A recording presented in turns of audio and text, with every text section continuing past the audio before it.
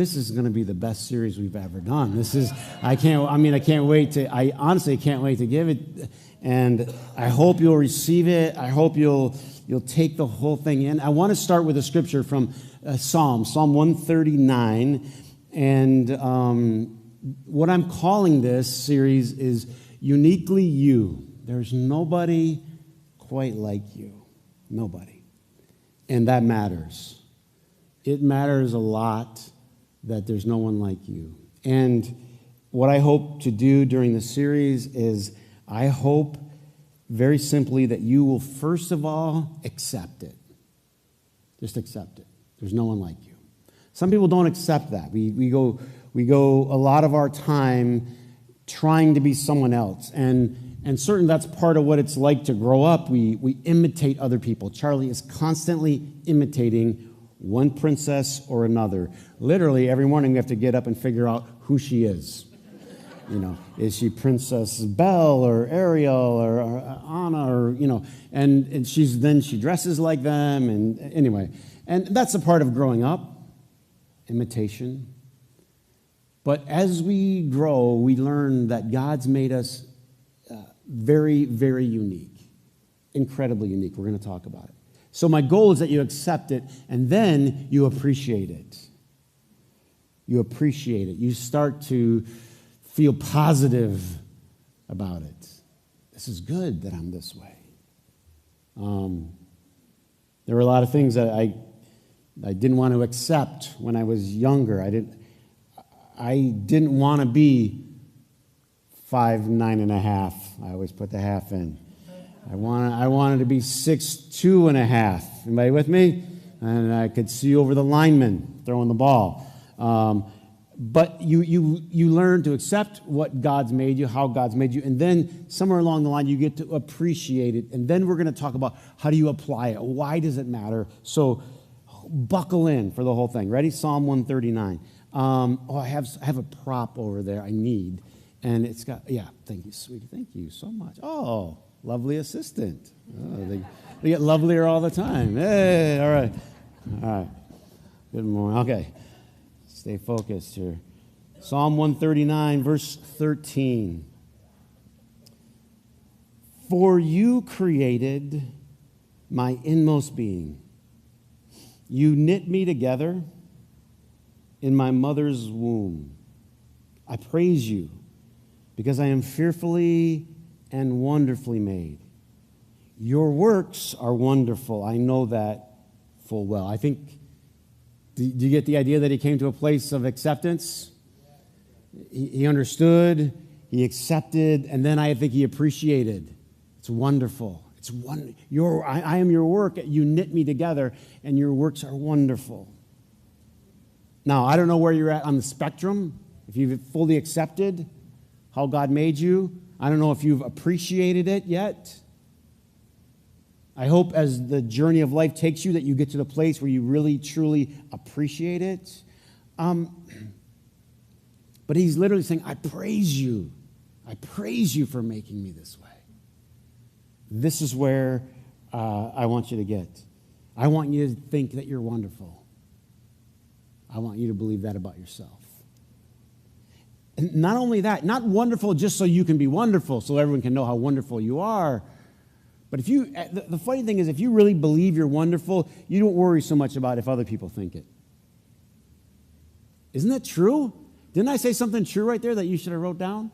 That if you really believe you're wonderful, not in how you compare, it has nothing to do with comparing, but you just believe that, then it doesn't matter to you, and it'll free you. By the way, one of the things that will happen during this series, it will free you from the grueling task of comparing yourself to other people. The life-draining chore of comparing yourself to somebody else. You knit me together. And since you guys know it's my other hobby in life, knitting, I got some out here. You knit me together in my mother's womb. So that's how the psalmist phrased it. You might phrase it a little bit differently. But somehow, in some way, you didn't have a lot to say about you? Think about it. You think about yourself all the time now. Should I do this? Should I do this? Should I shop more? Should I eat less? Should I exercise more? Should I... Yeah, give up on that New Year's resolution. It's a day. It's not going to happen. What you think about yourself, but you didn't think of you. You didn't think of you. Someone else thought of you. Somebody else knit you together from the beginning. Now, I am no scientist, so there are some scientists in the room, I know, and you could ask them. I'll get some of this wrong for sure. All right? So don't hold me to any of the scientific, but scientists are telling us things. In other words, they say the same thing that the guy in Psalms said, but they just use different language. Scientists say that inside your body there's these strands about 6 feet long of DNA. You know, it's like they call it a double helix, right? It's like a twisted ladder. It's the code that makes you, you. Let's see, how should we make this cat? They say, well, let's make him about this tall. Let's make these kind of eyes. Let's give him prematurely gray hair. And there's some coding for that. There's coding. We call it DNA. This is going to get in my way. I'll get this back to my... Oh, thank you so much. Miss Jenny, thank you. And so they say that in the, us humans, this is what they say. Our DNA, every living thing has DNA, they say, right? So animals have it, trees have it, and your dog has DNA. But they say, get this, us humans, we share, our DNA is 99% alike. You and I. That's what makes us human versus something else. And yet, how incredibly different we are. That 1% is big. And why is it so big? Because there's so much of this. They say, let's say this goes inside your cell, and they say, I don't know, you have trillions of cells, I guess, at this point. I read one person, scientist said, a low estimate of 10 trillion cells. Now, this is how should we make this person? This is the instruction manual. How to make you. How to make you you. It's all coded in here. Knit together. God's the original ribosome. Well, get your science book out. You'll figure it out. Where he takes the messenger RNA and stitches it together and creates, anyway, study it. It's in there. So if there's 10 trillion 6-foot-long pieces of coding to make you, you are one complicated cat. How complicated are you?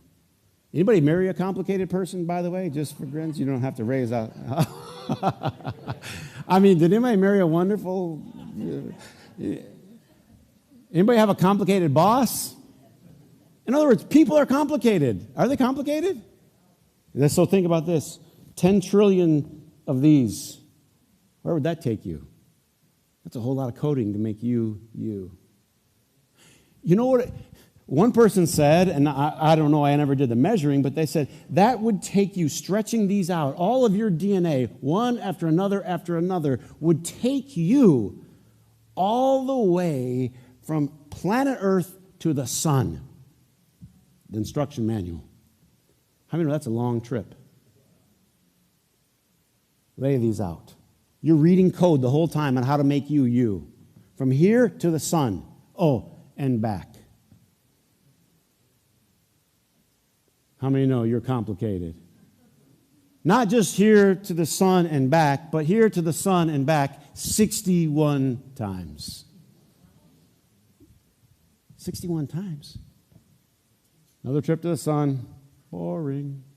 Anybody ever been a place more than 30 times? It's boring after a while. I mean, anyone been to Disney World 61 times? No one goes 61 times.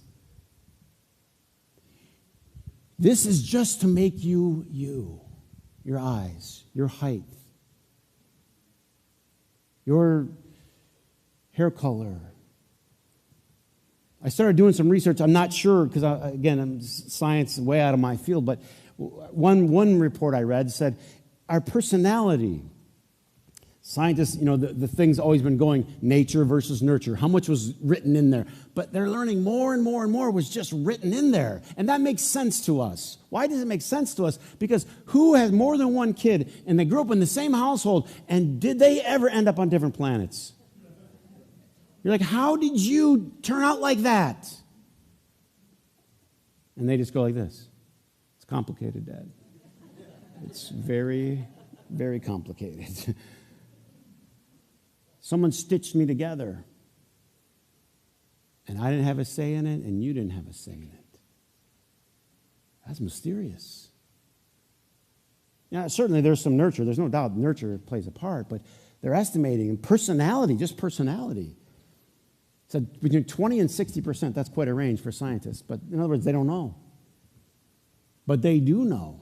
And what our instincts and what our experience tells us is that people have been stitched together. Something went on before we ever arrived, knit together in our mother's womb. One translation says that you've made me wonderfully complex. Isn't that good?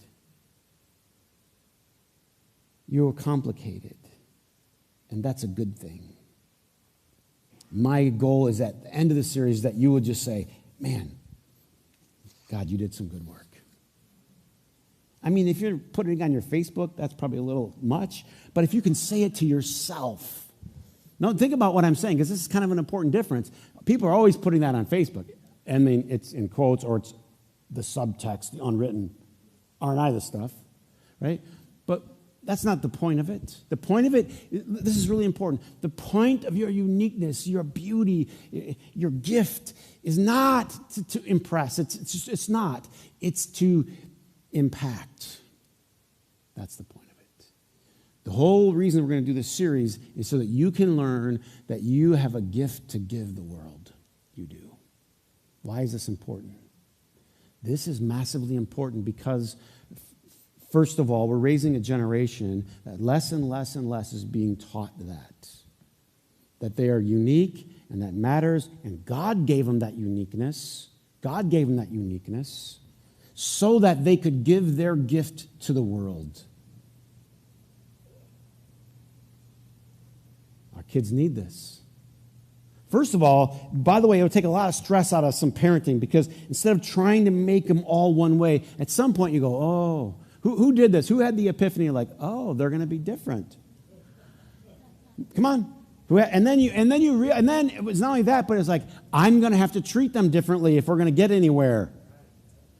I got all day. Put it up there. I'm going to have to treat them differently. I can't just say the same rules. Well, this is the rule for good luck. They're different. How they respond to your, you raise your voice. Some of them fall as a puddle. You raise your voice to the other one, they go, let's go. Right? Am I right? Let's get it on, they say, right? They're different. And what we learn is we don't want to try to make everyone the same. Now, as we get into this series, we're going to learn that just like Paul used the example of a body part that speaks of uniqueness, connectedness is also a part. So uniqueness and connectedness. Not uniqueness so I can be unique and put up on a trophy case. This is important. Not you, because sometimes when we're young and we're fighting back and pushing back, whoever pushed back against your parents? Huh? Whose kids are pushing you? Way too far. Push back. Why? Because they want to establish their uniqueness. They want to establish their uniqueness. I don't want to go to your church. I don't want to believe in your God. I don't want to dress. I don't want to, right? I want to be unique. That's human. That's normal. Everybody take a deep breath and go, thank God. Because everyone down the row from you is experiencing the same thing. So that's what it means. I want to establish my uniqueness. Then you also have to establish connectedness, which we will get into. So it's not uniqueness separate from connectedness, but it's uniqueness as it fits to the body. Does that make sense? You take this away from the body, it's no good. All a part of the learning. But if we parents or people trying to help a generation can let them be unique and help them assimilate at the same time, it takes so much pressure off of you. And there's a growing sort of trend where there's this despair with, I'll call them young adults, and I won't put a range in there, but maybe upper teens, mid-teens to young 20s. And maybe it stretches higher, where they don't see the point in life. They don't see the point. But probably part of that is that people have not told them, you matter. We need you like that. And you have a gift to give to our world. You're supposed to be different. We need you. I don't think social media helps much. You know, it has its place. It's like everything. I'm not trying to, but if what a body, I mean, think about it. DNA, knitting. This is the code I got. I'm going to look like this. I mean, you could do a little bit about it. No, I mean, you can do some things about it. There's some things you can't do. My grandma looked like that. My aunt looks like that. My mom looked. What am I going to look like? Somewhere in the neighborhood of that. But if you think about it, you spend your life trying to look like the code didn't tell you to look. How stressful is that? So we have all these kids under unbelievable stress because they aren't accepting and appreciating the way God made them and understanding that they can apply it by giving their gift.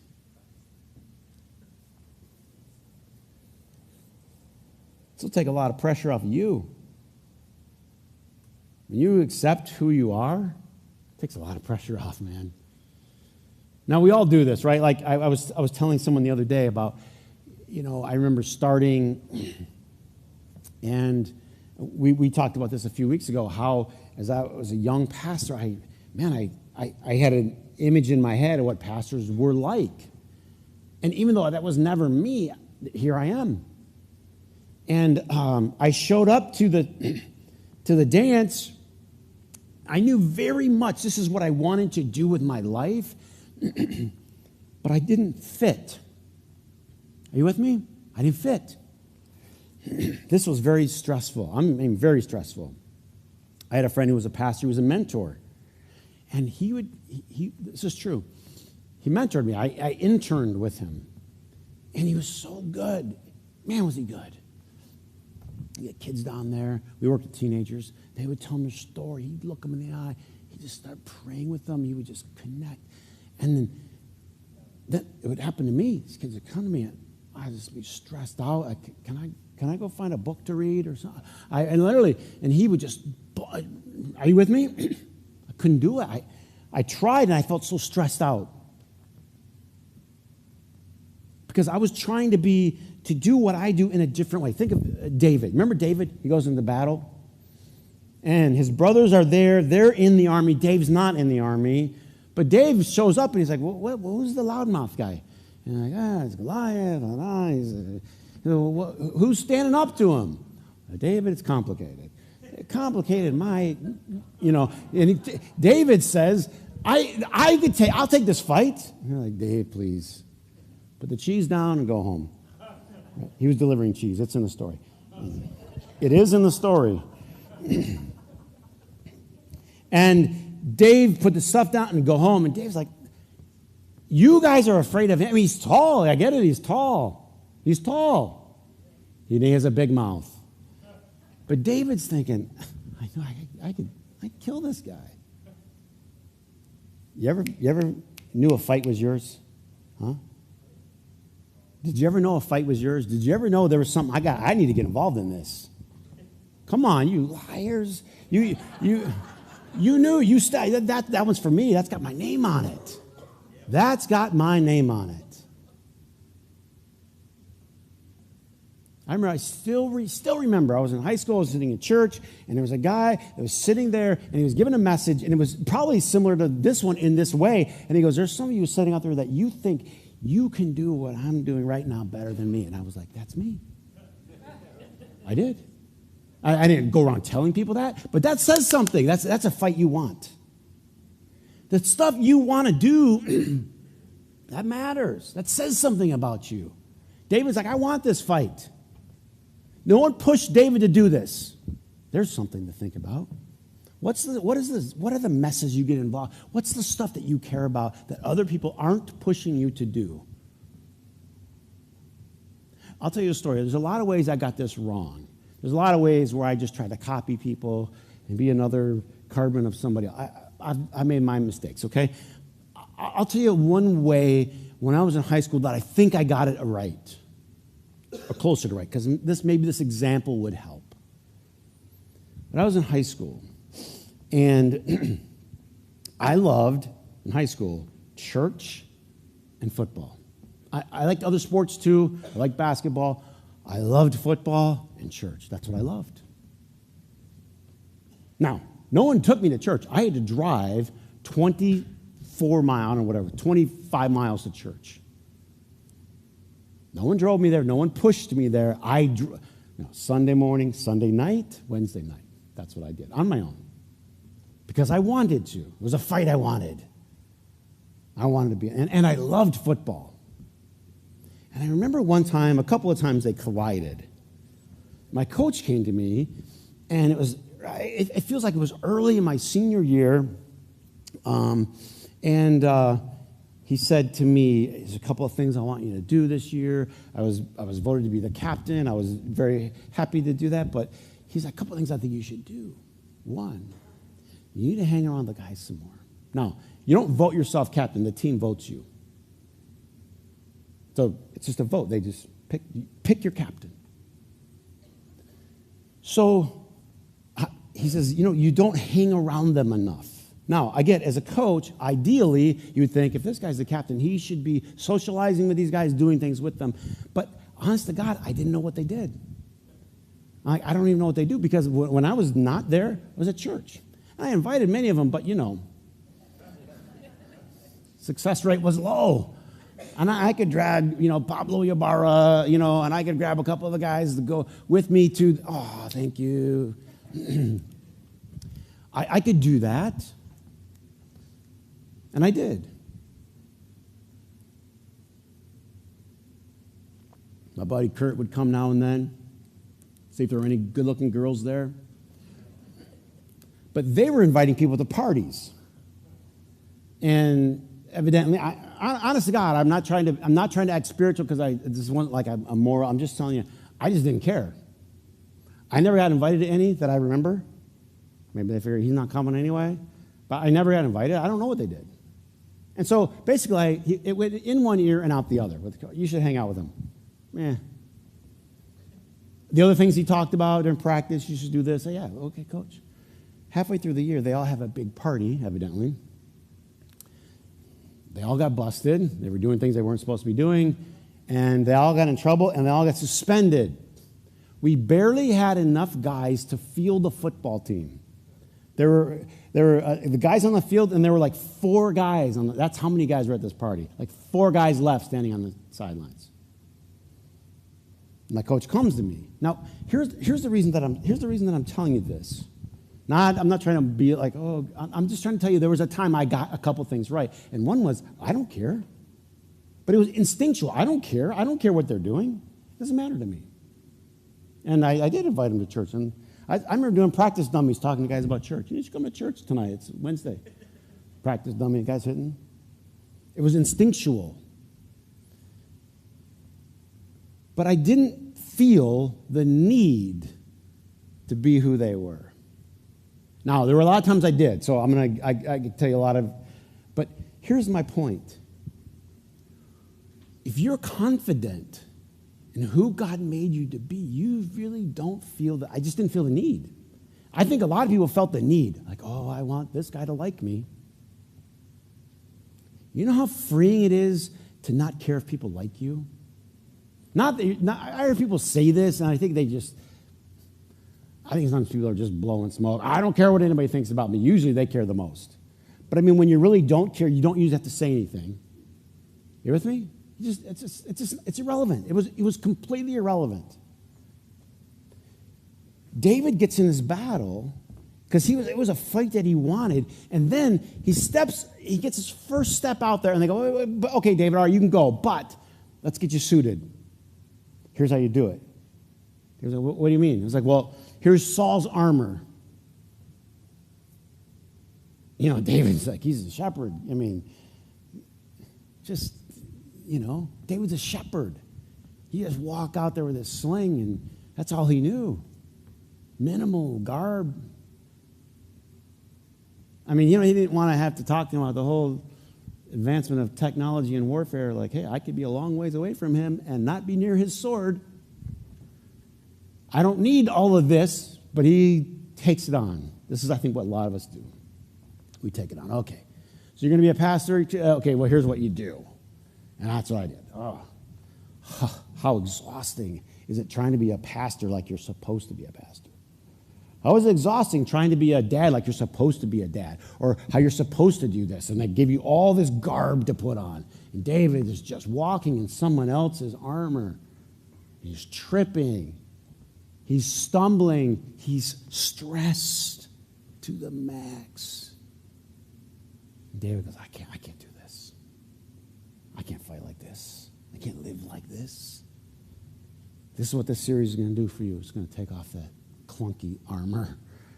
I can't live this way. That's not me. It's not who God made me. That's not my thing. It's not my string. Huh?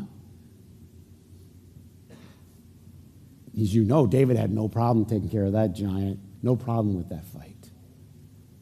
And he did it in a completely unique way. We need you. David gave his gift. You remember the story, and not too long after, the Israelites, or before, they want a king. Remember this? And why do they want a king? They wanted a king because everyone else had a king. Only reason. Well, looking around, everybody's got a king. If we're going to be a real nation, we need a king. Everybody's got a king. We need a king. And the prophet goes, guys, I don't think you really want a king, because if you get a king, he's going to charge you taxes. Lots of taxes. And it's going to stress you out. It's not going to be a good thing for you to have a king. And they go, no, everybody's got a king. There must be a reason. We need one. Isn't it funny? Every once in a while, someone else comes along and does something different than everyone else is doing. And at first, everyone pushes against them until they break through. But the Israelites, they caved. They took on a king. And what did they get with a king? Taxes. Stress. Do you know, I think a lot of our stress is self-induced stress.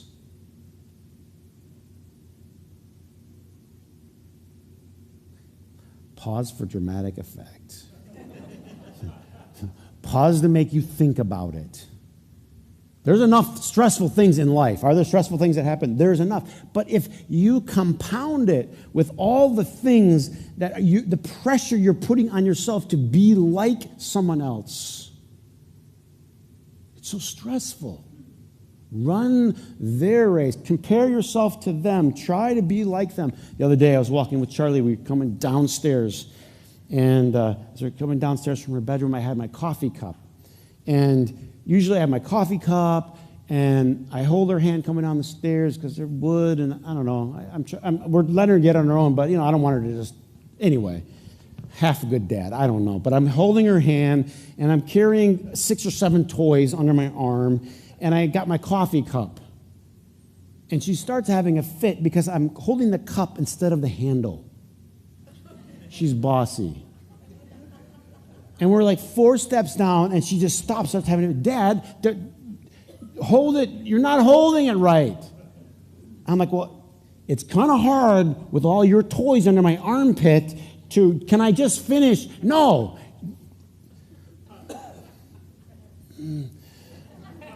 Like somehow I managed to get the handle, right? As soon as we barely got done with it, she tumbles like 3 steps, and I still got her hand, thankfully, because there would, and boom, it would have been ugly.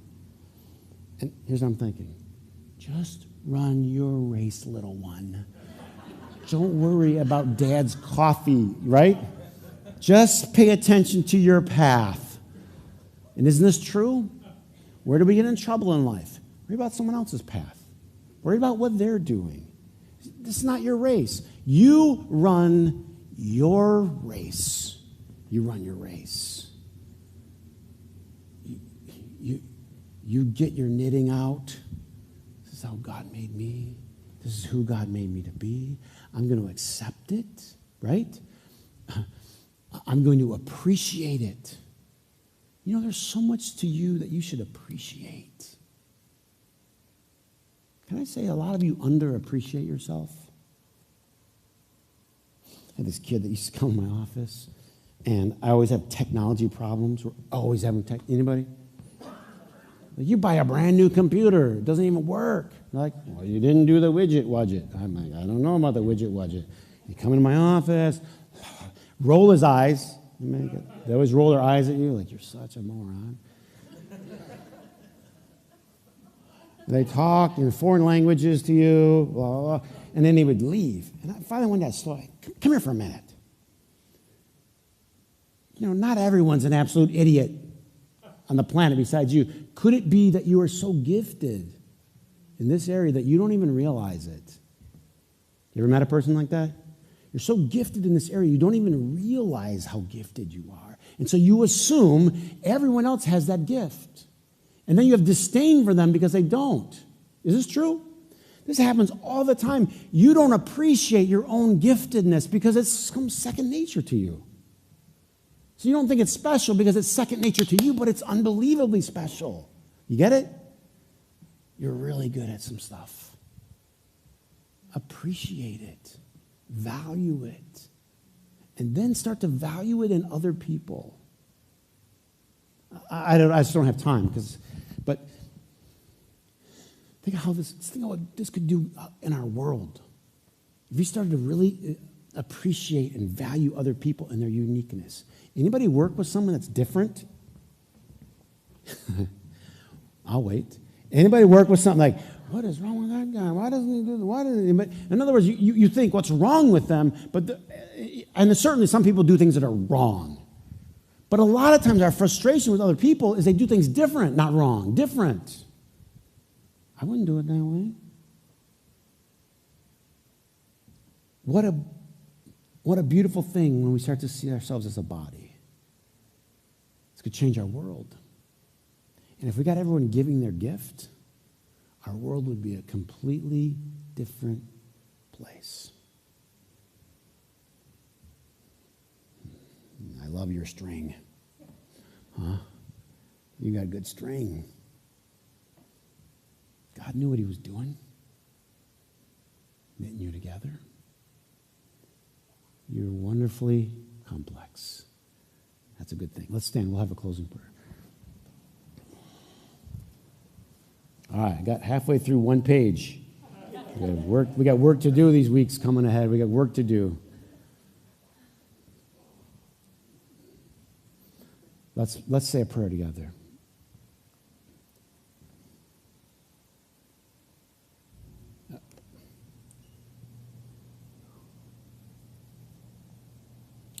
Before I say the prayer, just close your eyes. Just stay there for a minute. I just want to say something.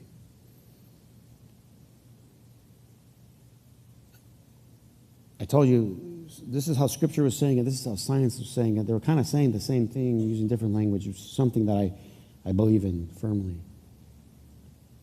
But some people would say, well, then, don't I just need science? Don't I not need God? My answer is no. You need God. God gives meaning, reason behind it all. Purpose. And there's too many people that don't have God, they don't have purpose. Because they feel like this is just one knitting accident. and your life's not an accident. And that's why we're praying to God. Dear God, our Creator, who knit each person here special. Remind each person in their heart today how incredibly important and valuable they are. And that it's okay that they're different. It's okay that they're interested in different things. It's okay that they're taller or shorter. It's okay. In fact, it's good. God, get us curious enough to start finding our way to our gift so we can give it to the world. We appreciate you, God, for making us unique. We praise you for it, as the psalmist said. In Christ's name, amen. Amen.